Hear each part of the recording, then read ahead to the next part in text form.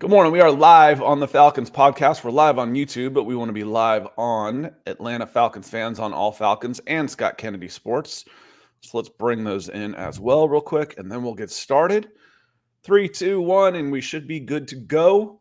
Welcome in, everybody. This is the Falcons Podcast. This is another week of the Falcons coaching search.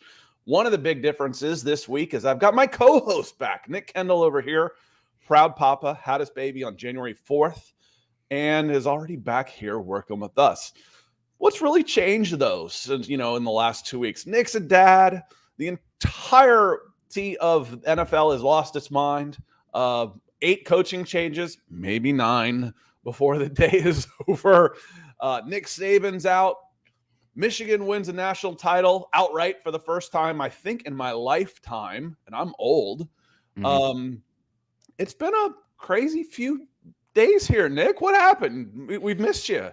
I don't know. I haven't been sleeping. So that's I'm glad to be here. I did get a chance to watch the national championship, and I watched the games on Sunday, but didn't get a chance on Saturday. Just whirlwind of everything. We've been not having too many complications, but he was having some troubles keeping the weight on. So we had to go back to the hospital for 4 days. So that was it's been a lot, but we're here now, not to overshare, and excited to have a little bit of a breakaway from everything and get a little normalcy back in my life with the football stuff while the wife and the pets and the little guy get some sleep. Yeah, I know it's scary anyway, and that's really scary. Some people asked about you and stuff, and I just said, hey, just like all new parents, keep them in your thoughts and prayers. They need it, and so we've been thinking about you for sure. Glad to have you back, my friend. You've been missed. We go live on Monday, Wednesday, and Fridays because we like not just doing a podcast and recording and hear ourselves talk, but we like interacting with y'all. That's why we go live. So we appreciate you being here today. And some folks that came in nice and early, like Michael Ranquillo. He says, good morning, Scott, on the Falcons Podcast. Good morning. And Nick is back. We'll do a little Broncos for breakfast after this. And Michael's got some news for us too, and this is correct. Michigan, speaking of Michigan Wolverines coach Jim Harbaugh is in LA meeting with the Chargers about their head coach. So again, there are 8 openings. I can't even keep track of all of them right now off the top of my head. I didn't write them down, but there are 8 openings, maybe 9 before the day is out. So there's going to be, and Jim Harbaugh is going to be one of the top candidates out there. I'd say one of the top 3 or 4 candidates out there, Nick. Yeah, he's been flirting with the NFL for years. He's now been on the mountaintop at Michigan, and it sounds like the bureaucratic boa constrictor that is the NCAA is, just slowly draining the life out of Harbaugh as far as what goes on at Michigan. You see J.J. McCarthy make the jump as well, where there's a lot of debate, the quarterback of Michigan, and he makes the jump to the NFL, and a lot of talk of, well, if Harbaugh's back, McCarthy might be back, because right now he's probably a mid first round pick, late first round pick, and he'd have a chance to, work his stock up to number 1 overall in another year in Michigan, considering he's only 20 years old and the other guys in this class mostly, 23. So the fact that McCarthy's out, you see Roman Wilson jump. I think a lot of the signs point to Harbaugh finally making the leap. He also hired a big-time NFL coaching agent as well, where before he kept his college guy. Don't know the names there. Apologies to that. So will be interesting. I do think he makes the jump. We'll see. Raiders, Chargers, Commanders, there's going to be somewhere where they bring in Harbaugh. Yeah, I've said it all along. If he doesn't leave this time after all the BS he went through and then winning it, then I don't want to hear Jim Harbaugh's name in the NFL again. We're done. I'm done. Yeah. I'm not going to talk about it anymore. At this point, it's like, okay, fool me once, fool me 10 times. We're done talking about it. John Harrell comes in. He says, good morning, Scott and the crew. I'm just going to say, I don't want Bill Belichick. He has a losing record without Brady. A losing coach with the Cleveland Browns, okay. That's where he was beforehand. I think he had an 11-5 season the year. Was that with Flynn or Castle? I get those confused. Flynn was in Green Bay. It was Castle. It was Castle. With Castle. I think he went 11-5 that year that they changed the rule about going low on quarterbacks because Brady got hurt in the very first game after going low. Now let's change that rule about going low in the defensive backfield too, please. Nick, you heard me talk about was it Eddie Jackson last year? You've heard me spit his name out about going low, ankle biting Kyle Pitts. We saw it last night again, another torn ACL like that. I'm like, it's like, well, you can't go low and you can't go high. You can go midsection, you can go thighs, you can go shoulders. You just don't have to hit somebody in the kneecap or the helmet. There's a lot of space in between there. But I digress. Yeah, I don't want Bill Belichick for a lot of other reasons. Not just that I think he can't do it anymore. I just don't think that this team's really in a championship window, and that's the only reason you would hire Bill Belichick. I think you got a lot of good pieces here, obviously, and the big one is the quarterback. If you can pair Bill Belichick with a sturdy quarterback coming in and just let Bill Belichick do more of the offense and defense and bring in a good offensive coordinator with him as well, I mean, anything can happen. I mean, we just saw what Detroit did. What about Houston? I mean, the turnaround they had in one season. So I think that on paper, you guys have enough pieces that anything could be possible here. It's not like that. No offense to my Broncos, but you look at the roster. It's like, what are we building with here? We don't have building blocks at all. But I think you do have some here. So never say never. Personally, I would prefer to get a little bit of a younger mind in here than Bill Belichick. But it's there's a lot of good names out there. It's kind of funny. I mean, a lot of the guys we talked about the coaching search back in November, Scott, and I'm almost the top 3 that I listed then are still my top 3. I don't know if that's my own confirmation bias going on here, but it's we'll see how it plays out. No, I think the first 3 guys I think I named were Ben Johnson, Bobby Slowick, and I think I went it's kind of fallen off with the Eagles, but he was the Eagles offensive coordinator. That was Brian Johnson. Okay, I think those were the 3 that I had at the time. And I think we've got the top 2 are still going to be Slowick and Ben Johnson. You mean you said Ben Johnson, right? You said Brian Johnson twice. You meant I've done that a few times. Ben Johnson, Detroit. Yes. Detroit is who I said with Bobby Slowick. Brian Johnson was my 3rd with the Philadelphia Eagles. That's why I keep mixing those guys up. Those were, but I think Brian Johnson has fallen off just a little bit. Ben Johnson, I did that last week too. I'm old. Apologies. You know who's not all Edward Brown coming in here. He says, a Falcon season that was started with a bang, ended with a dud. What's interesting is catching a couple of teams fairly early on their way up. They beat 2 of the teams that are still alive. Couldn't beat the Panthers. Couldn't beat the Commanders. They beat the Packers. They beat the Texans. Yeah, that's ascending teams with good coaching, good young quarterbacks. They get better as the season goes on. That's how it's supposed to work. Falcons looked worse as the season went on. They looked worse. Their quarterback play looked worse. The longer that we saw Taylor Heineke play, it's like, okay, come in and give a spark, and then fall off. The longer we saw those guys, Edward, certainly appreciate the super chat. Is well received, my friend. Yeah, I appreciate you, Edward. And it's going to be interesting to see what happens with the Falcons team. They did start somewhat with a bang and, kind of mimicking the Broncos too. I mean, the Broncos beat the bleeping Chiefs, the Bills, the Packers as well. I was at that Packer game. Finally saw Broncos victory for the first time in my life in person. So but the main point is it's the NFL, right? Every game is hard. You're going to beat the best teams sometimes. You're going to beat the worst teams sometimes. I'll never forget the undefeated, was it 11-0, 13-0 Packers went into Kansas City against the 1-win Kansas City team. I think that was the year before Andy Reid got there. Packers are going to kill him. No, Chiefs win that one. Anything can happen in the NFL. It's not college football where you have SEC versus, children of the poor state A&M. That's never happens there. So NFL's a lot different beast. You can have any given Sunday, but any given month, any given season, sample size. You're gonna tell the standings don't lie for the most part. It's the same with players too, right? Yeah. I mean, you see a guy come in, you talk about Taylor Heineke, maybe somebody comes in for a spark. Okay, well, pump the brakes there, not too high, not too low. What does the 6 games show? What are we seeing here overall? Josh Dobbs. Yeah, it's really you always want to don't crown people too early. Just kind of pump the brakes, and we'll see as we gather more data. Rusty Moore coming with the super. Appreciate you, Rusty. He says Bill Belichick seen boarding Arthur Blank's private jet on Sunday. I hadn't seen that one. I know that Rob Gronkowski was talking, on TV as one of his in-studio analyst types, saying that the Falcons are going hot and heavy for Bill Belichick. Now, if the Falcons did that, you'd think they'd stand a good chance, but who could jump in the ring and be the leader for Bill Belichick right now? Over Bill Belichick? I mean, if you're no. Oh. Let's say the Falcons do want Bill Belichick. Oh, I see what you're saying. I know where you're going. Who could throw their hat in the ring that could throw a wrench in those works? Because I'm looking at it thinking, yeah, octogenarian, septuagenarian, they could work together here with, Bill Belichick's a young dude. He's a spring chicken compared to Arthur Blank. He looks down and says, "You got another 10 years in you, kid." Yeah. But who could let's say they want to do that. Who could throw a wrench in those works?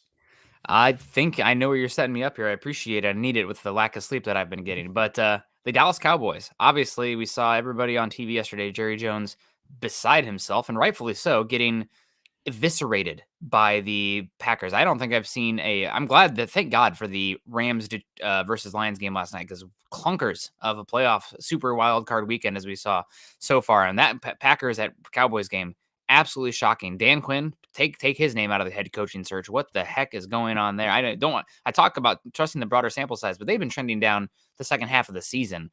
So that's one that really rough. Jordan Love had the best EPA per pass game in Green Bay Packers history. He had the best DVOA game passing in Green Bay Packers history. And you're talking about Aaron Rodgers, Brett Favre, Bart Starr. Obviously, the data is and the game is different since then, but they just, I mean, not to get too graphic, we ripped him a new one. I've never seen anything like that. So the Packers found another franchise quarterback. What the hell? But yeah, I think the Cowboys opening becomes really interesting there. I don't know. Jerry Jones is going to overreact. I feel like he's become a little less reactionary as time goes on, but he really wants that ring. He wants to do it his way. And you feel like you're just wasting years, especially, I mean, maybe I'm a Dak Prescott sympathizer, Scott, but Dak's a good quarterback. I know he didn't play yesterday, but like 37 dropbacks by the halfway through the third quarter because you're down by so much. I mean, what is he supposed to do? Strap on and take the headset? Have two interceptions right there that ended up leading to it. So while I'm watching that game, Stephen B comes and he says, "When did Jordan Love become Patrick Mahomes?" I'm having flashbacks back to 2010 when the Atlanta Falcons were 13-3, and here comes a young Aaron Rodgers, speaking of ripping him a new one. Yeah. And the Falcons didn't force the Packers to punt. And I'm texting with my friend as I'm watching the 45 points hit, or whatever it was at the time, 41 points. I'm like, I wonder if Dallas will respond to giving up 41 by trading 5 picks for a wide receiver. Now, to be fair, the Dallas offense actually contributed heavily to the point total of the Green Bay Packers by giving away interceptions, pick sixes, etc. Whereas, the Aaron Rodgers and the Green Bay Packers in 2010 just came in here and blew the doors off the Falcons back in 2010. And our response to that was, let's get another wide receiver with 5 high draft picks. Now, Julio Jones is great, I know. And I'll leave this one alone. It's been 15 years, Scott. Let it go. Let it go. Keeping it real with Who Dat Sports Podcast. Good to see you, my friend. One of our Who Dat friends, he says, "Good morning, Scott. Questions. Will the Falcons let their new head coach hire his entire staff? Or will they insist on picking his offensive coordinator? Also, is Ryan Nielsen a must-keep?" I don't believe in must-keeps. I feel like the coaching staff under this triumvirate of McKay and Blank has had a little bit more authority of being able to hire their own staff members. Otherwise, you don't end up with Steve Sarkisian after Kyle Shanahan leaves and LaFleur is on that offensive staff, and the other LaFleur and Mike McDaniel were all on that. We see that Washington graphic. The same staff was in Atlanta, and they hired Steve Sarkisian as Shanahan's replacement. So I don't believe in must keeps. I think it would be great, but I think that the new coach will have the authority to choose his own staff. Yeah, I mean, this is kind of the same thing as last season. Again, sorry to relate everything back to the Broncos, but personal experience. But last year, the Broncos fired Nathaniel Hackett. Well, as long as we can keep Ejiro Evero here, we'll be fine. Do everything you can to keep Evero. Well, that's just not how it works. These guys are going to bring in who they want to bring in, who they're comfortable with. It's not just the scheme. You have to have familiarity and trust. I mean, you talk about last offseason, everybody, you and me included, maybe more so me, but raving about the names in the Carolina building, but a bunch of people who had no experience with each other, no trust. And when you deal with adversity, it's the NFL. Are those guys going to be able to work together? It really obviously became no out there in Carolina. So even though Nielsen he's going to be fine. I'm not worried about him landing on his feet considering what he did this year in Atlanta. But you might not be bringing him in are keeping him just because you want that new coach to come in and have control of who he is, who he trusts. That's so important in building a staff. It's the human element of the coaching staff. Rusty asks, will there be a report of us interviewing Bill Belichick, or can it go under the radar because he's technically a free agent? We don't need to request permission. I would think the latter, but there's usually some lawyering and paperwork to go when you make a separation like that anyway. So I don't know. I don't know on that one. And Stephen B actually had another comment here about Antonio Pierce, who I actually put on the cover on here. Two guys I had on the cover on this, and we'll hop into some of the coaches that have been interviewed and have been requesting interview. I put Steve Wilks on there, and I put Antonio Pierce. Those were the thumbnail for this pod. They have to request permission for Antonio Pierce because he's technically still under contract with the Raiders, even though he's interim head coach. That doesn't turn him into a free agent, so they still had to request permission. He has not interviewed, so we will see how that goes. However, Steve Wilks has interviewed. He interviewed over the weekend. We thought that he should have gotten a better look at the head coaching position in Carolina last year. What would you think about him coming to Atlanta with a little bit of a chip on his shoulder? Yeah, I mean, he's done a really good job out there in San Francisco, taking in for D'Amico Ryans. Now, granted, the pieces he has to work with on that defensive line are, I don't want to say unparalleled, but some of the top 5 in the league. You won't be having that in Atlanta immediately, but he's been considered a just incredible leader wherever he's gone, really relatable to his players and his staff, and can be a really good, I don't want to use the word figurehead, but, does all the CEO stuff that you want a head coach to be. It's such a interpersonal position there, not just the X's and O's. So Wilkes would be good. I saw also another guy out there on the California defensive coordinator, Raheem Morris, I believe, was interviewed. I know that the Rams did not have the best game yesterday against the Lions, but the way they rebuilt that defense in like 1 year with like day 3 picks and putting these guys in just such specific spots and really only paying, Aaron Donald. They made it with like they made the playoffs with the most dead cap, I think, of a team ever making the playoffs too this year. So both Wilkes and Morris, I think, deserve a shout. And I know you're a big Morris fan, given his time in Atlanta and just the person that he is, and kind of a tribute, not a tribute, but showing how people can change and evolve and grow to who they are, to who they become. Yeah, he got that job in his early 30s in Tampa, and he was brash and arrogant and couldn't back it up. And then he came to Atlanta and coached for a while, and it humbled him. These guys can grow. I've said the same thing. I've compared Raheem Morris a little bit to Lane Kiffin. Now, Lane Kiffin is still in the spotlight. He is a head coach, though. Still mouthy, but he kind of makes fun of himself as much as anything. Where I couldn't stand Lane Kiffin. Couldn't stand him. I think he's great now. As something where it came to them too early before they were really ready for it, and they matured. Raheem Morris is somebody that the Falcons have requested. They're going to have to wait a little bit longer now. No, they're not, because the Rams are out. That was the Rams are out, so Raheem Morris. So let's go through the names real quick of the players, the coaches that have been requested for interviews that have not interviewed. Antonio Pierce, Raiders; Aaron Glenn, Raheem Morris; Ben Johnson; and Bobby Slowick. The coaches who have got interviewed all the weekend, were Anthony Weaver, Ravens. He's an assistant coach. Jiro Evero, defensive coordinator, Carolina Panthers. Steve Wilks, former defensive coordinator and interim head coach of Carolina Panthers, of the 49ers right now. Mike McDonald, I think that might have been the third one that you had referenced earlier, saying he was of my top 3. Mike McDonald was one of your top 3 candidates. Has also been requested. He actually did interview. Sorry, I'm getting these mixed up. Because they had the bye week, so they can do the interview. Yep. Steve Wilks, Brian Callahan, offensive coordinator, Cincinnati Bengals, and Mike McDonald of Baltimore Ravens, interviewed over the weekend. The guys who have been requested but have not interviewed yet: Raheem Morris, Ben Johnson, Bobby Slowick. Yeah, the one thing, I'm a big fan of Mike McDonald. Been talking about him, I think, since last year, Scott. Just been so impressed of what he did with that Baltimore Ravens defense, replacing Wink Martindale out there, the blitz-heavy scheme. And what they've done has been not the best defense in the NFL. That was the Browns this season, although the Browns got shredded yesterday by Bobby Slowick and CJ Stroud, I guess 2 days ago. But Macdonald's been great. One thing I am curious about Macdonald is he's a little still fresh to the league. And if you have Jim Harbaugh coming to the league, how much does your coaching pool get shriveled up? Because I think those guys are going to be going after a lot of the same names, given just how overlapped their staffs are. Now, there's good coaches to go around for sure, but that's something that, like, if you're coming in as a first-time head coach, who can you bring in that, will stabilize things that you can lean on? Now you got other Harbaugh, not John, but Jim, probably coming into the league. What does that mean for the coaching staff he can bring in?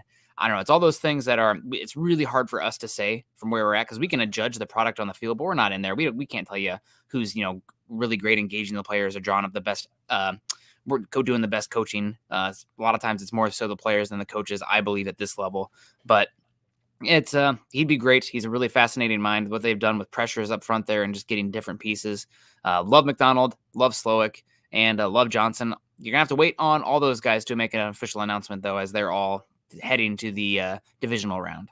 Now, my Swanker asked, would a veteran coach and veteran quarterback be better than a rookie coach and a rookie quarterback? Now, I've kind of shaking my head at the social media. I'm not saying Falcons fans, because the social media fans that are out there don't necessarily represent like this sample size of people who are actually, fairly informed and logical. Because I swear, Nick, as I look under every candidate that gets posted, we don't want that guy. We want a established veteran head coach who's been there and done that before. I'm like, all right, one, there's 8 openings. 2, who is that guy? Who is that established veteran head coach that you really want? Bill Belichick? No, he's too old. Dan Quinn? Are you joking? Forget it. Well, Mike McCarthy now? No, he's a choker. Raheem Morris? He failed at Tampa Bay. Jim Harbaugh? Harbaugh? I'm going with this. Is it Jim Harbaugh? Is that the one? Yeah, Jim Harbaugh. Good luck. Good luck. Yeah, I'd go after Jim Harbaugh too. But there's going to be 9 other teams going after him. So let's talk about other candidates who you could possibly get. We don't want another first-time head coach. Okay, so you're going to get a retread who has also failed. Now, everybody's going to have a red flag. Everybody. Mm-hmm. So nobody's going to agree on all of them. So you start asking, and this is a good question, would you rather have a veteran coach and veteran quarterback? Of the candidates out there, I would take Jim Harbaugh in a heartbeat. After that, I said my top 2 candidates would be Bobby Slowick, who would be young, and that would be risky, but Falcons haven't been to the playoffs in forever. Take a risk. Take a risk on a high reward instead of, I don't mind a risk. What do you have to lose as the Atlanta Falcons right now? You've had, what's the last winning season you had? 2017? Oh, we could really stink for the next few years. Okay, well, we're used to that. You could be really good too. So I would rather probably go with this group of candidates. I would probably rather go with a rookie coach and a rookie quarterback. You could say, give me Bobby Slowick and one of the big 3 quarterbacks right now. If you could say Ben Johnson, one of the top 3 quarterbacks right now, I would snatch your hand off for it. I would take Jaden Daniels and Ben Johnson in a freaking heartbeat right now for this team. Yeah, it's hard to say what Ben Johnson would be like with a quarterback like Jaden Daniels, given how Goff is probably the best or second best pocket-oriented quarterback in the NFL right now, and that's not really Jaden Daniels' game. He hits that drop back and then looks to become a runner. So that's worked for him at the college level, but it's not as a one-for-one of a transition. But we can get into the weeds there if that hire comes to fruition. Ben Johnson would be my number 1 as well. We'll see what happens. I know that he is a highly sought-after candidate. Does seem, I saw a comment in here, the one, then I keep hearing the Commanders as the favorite for Johnson, but who knows? There's a lot of good coaching candidates out there, and coaches are really hard to guarantee who's going to be good, who's going to hit or not. You don't really know until they're in that position, because going from coordinator to the head coach spot is a totally different job. And also the situation around them can be totally different. I mean, we always use the example. I mean, Bill Belichick flamed out with the Browns. Mike Shanahan was terrible with the Raiders. Guys can hit that second one and boom, there it goes. So it's not always the rookie guy, but it doesn't matter if you get the rookie too. I remember last year, Scott, a lot of people, Broncos need a veteran head coach. They can't go back to the rookie well for a 3rd time in a row. I'm like, well, that D'Amico Ryan's guy, I really like him. I think if you had a chance, take him. I don't care if they're 1st time, 2nd time, 3rd time. Get the best dude in here. Right. It's really it's that hard and that simple. So I'm not too worried about that. No, the one thing I want to caution y'all about is, well, look at what D'Amico Ryans and CJ Stroud did. First time ever. Ever. So yes, it can be done. Anything can be done. But and the Falcons roster is good. But if you go with a rookie head coach and a rookie quarterback, I'm not gonna judge them based on D'Amico Ryans and CJ Stroud. That is the exception to the rule that they might struggle year one. The rule is they struggle year one. Jerome says, let's go get Mike McDonald. He's from here, raised here. And after what New Orleans did the last game, we need a coach that understands the culture and the city that will build. That's a good shout. He's been interviewed. We will keep an eye on that one for sure. Of the guys that have been interviewed, Anthony Weaver, could that be an interview for a promotion? Defensive coordinator, possibly, if you bring in Mike McDonald or even Todd Monken.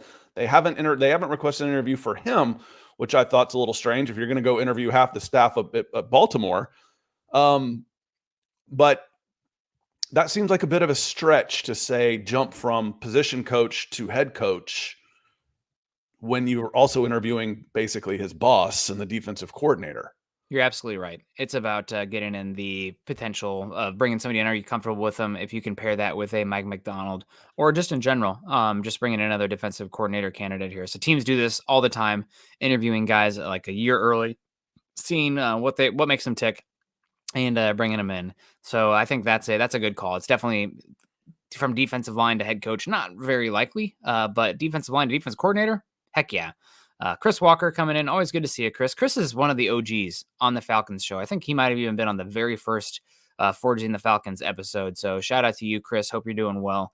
Says, morning, Scott, and welcome back. Nick Johnson, you got to say which one because we got two of them, I think, there. But I'm sure Evening's Ben Johnson. Yeah, not the star has faded a little bit on Brian Johnson out there in Philly. But Johnson and Houston's offensive coordinator are my top choices for head coach.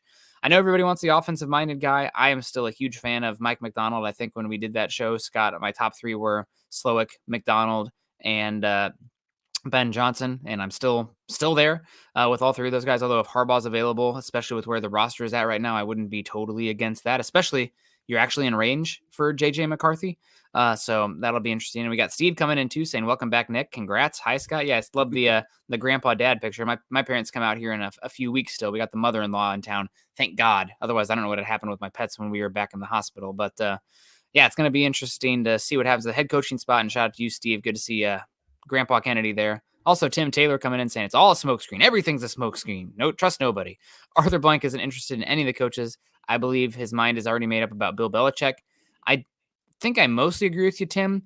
Again, the wild card, though, is the Cowboys. If that Cowboys spot becomes open, I guess Bill Belichick and Jerry Jones have become really cozy with each other over the owners, coaches meetings over the past few years that if they did fire Mike McCarthy, I think that Jerry Jones would be really aggressive and go after Bill Belichick. And I think that, honestly, I would take the Atlanta gig over the Cowboys gig, but there is something about the luster and the money and the fame of that Cowboys job that you're just never going to get with Atlanta. It's still the Dallas Cowboys. They're the biggest franchise in American sports.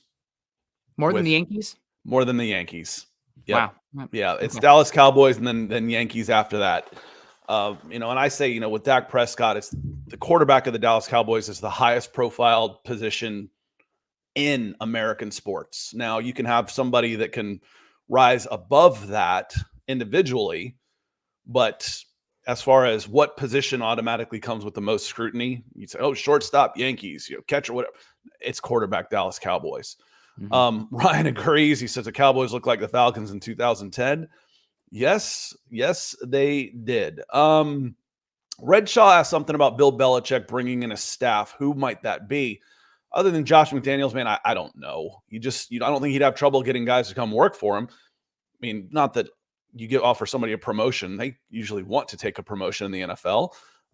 But I think another part of that Tim, about Bill Belichick is, again, even if his mind's made up, doesn't mean you can get him. Want doesn't get. So it would be a little disappointing, I think, to go through all these 10 interviews. And if you got all of them interviewed, because some of them might turn it down before they get it, and then just go ahead and hire Bill Belichick. That wouldn't sit that well with me, honestly. Yeah. I think again, I don't mind too much. Just get the best guy in here that makes sense. You can get the best staff and somebody who has a vision for all the pieces in place. I mean, this is a good gig here in Atlanta. The path to the playoffs is not that difficult. You have a third place schedule next season, you have pieces in place. Granted, you don't have the quarterback. So that's what makes a position like the Falcons job versus the Chargers job so interesting. Well, Chargers, you have to go through Mahomes and you have a lot of work to do, but you have probably a top 5 redraft level quarterback in Justin Herbert out there. So if like the whole league was available for a draft, Justin Herbert would probably be a top 5 pick in my opinion. Versus the Falcons, who, really good infrastructure, defense is maybe a little bit temporary, not a lot of building blocks on defense, so to speak, but some good offensive pieces, good bones, as I've said in here a few times, and but not the quarterback. And if you don't have the quarterback, you're not going anywhere. So really just going to be some fun, fascinating, forging, building the Broncos philosophical conversations here with these teams. So The Athletic last week mocked the Falcons making the trade with the Bears to get up to number 1 and taking Caleb Williams. We'll see. I think all tea leaves point to the Bears keeping that pick. I think all three keep their pick and all three go quarterback.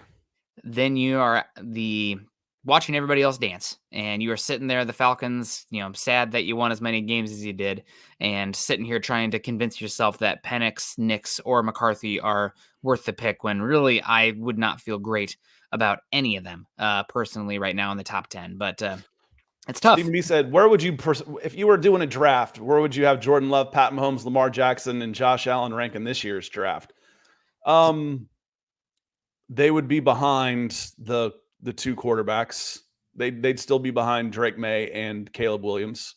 You're talking about them as prospects coming out. Yeah, as prospects, because none of those guys went number 1 overall. Lamar Jackson went like 20. Jordan Love went in the teens, I think. Pat Mahomes went 11. Lower half of the top 10. Josh Allen was 6, somewhere in that neighborhood, 5 or 6, 7 in there. None of those guys went number 1 or number 2 overall. So now if I'm drafting right now, I'd probably go Pat Mahomes, Lamar Jackson, Josh Allen, Jordan Love, just with a little bit more of a sample size if I was picking a team to build around right now.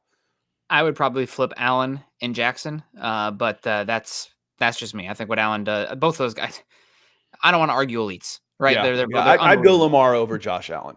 Yeah. The turnovers make a big difference there. I worry about injuries, but again, it could still catch up with Josh Allen here before too long. Yeah. As far as Weaver goes, associate assistant head coach too, that's a title thing. I'm more interested in what they do. And I don't want to go from a position coach to at least not at this level. If you want to go backwards and say, okay, we're going to hire him as the next head coach of the University of Virginia Cavaliers. Okay, that's fine. But I don't want to go from a position coach without having any coordinator experience to a head coach. That's just my my thoughts on that. Yeah. There's this little discussion in here. I've kind of ignored it. Anthony, as far as the talk about Terry Fontenot making a trade for that, no, that's BS. It's going on in Facebook. Hasn't happened. No trade there. The deadline today we're talking about all this. The deadline today, Caleb Williams hasn't declared for the NFL draft. Today is the deadline. He'll declare for the NFL draft. CJ Stroud also waited until the last day last year. He happening. did. I said, and Chris Walker says, I think the stuff that I've heard about Williams is a big concern and worry. Not me. There's been a campaign going against Caleb Williams for a long time. I'd be interested in go to the combine, do your interviews, ask the coaches about him, go talk to his high school coaches, go ask the high school baseball coach who didn't even coach him but was around him while he was there. Do your due diligence on this guy. As far as the tools go, he's gifted. He's really, really gifted. Yeah, very, very gifted, no doubt. And I agree with you, Scott. I think it's a smear campaign. There's just a lot of actual BS out there. There was, and because of Elon Musk, I don't want to go down this rabbit hole, but the whole everybody can be verified Twitter stuff, a lot of stuff that is just lies is getting propagated and passed around like it's a fact. Like Caleb Williams is demanding. That's been going around before verified Twitter accounts. So people believe what they want to. There's 31 teams that don't have a chance at Caleb Williams, and they're going to talk him down. That's just the way it is. That's the way it's been since he won the Heisman. Yep. You had he's demanding part ownership. No, he's not. Oh, well, he's waiting and he won't go declare until the Bears trade the first overall pick. No, you're getting got. They're not true. None of it's true. So as you said, Scott, they're going to interview him. They don't really care about a lot of the BS and stuff that fans do. They're going to put in their work. I mean, Scott, you and I both know, more so you than me, but a lot of these, area scouts, they're not evaluating the traits in the players. I mean, they're kind of figuring out the haves and have-nots, but they're almost like a private investigator figuring out what makes these guys tick from a work ethic, maturity, and mental standpoint. They're interviewing middle school principals. They're interviewing, youth leaders in their churches back from when they were, freshmen in high school. They're watching how they interact with their teammates. Yes. They're watching all of those type of things. They're watching what happens when they throw an interception. They're going to strength and conditioning and watching from the above. Yeah, that's exactly. James, I appreciate it. He says, good to see how your channel has grown on here. Appreciate it. It was about 2 years ago. We were right at 1,000. We're cruising past 4,500 now. I think last week, we had our biggest episode, most watched episode ever on Wednesday, and picked up almost 100 subscribers from it. So I want to thank each of you who have hit that subscribe button and given us a chance, and those that have been around for a while and helping us build to what we're building to. We're going to have a lot of fun with Falcons Broncos Friday show. We'll kick that off when Nick's around. I don't like doing that one by myself nearly as much as we start getting into draft. And then Senior Bowl is for everybody. We're going to have huge Senior Bowl content coming up in about 2 weeks. So looking forward to that. And I expect the channel to take another leap, cross that 5,000 barrier and see where we're going from there. On that note, we are going to get out of here and we're going to go over and talk some Broncos. If you want to follow us over there, we're at Mile High Huddle, youtube.com or facebook.com/Mile High Huddle, where we're probably going to be talking a lot of quarterbacks because that's where Denver's looking. We're probably going to start be talking a lot of draft over there if you want to join us. So on that note, Nick, we're going to hop out of here. It's great to have you back. We will be back on Wednesday for the full hour show. So until then, thanks for being here, y'all. We'll see you next time. Peace.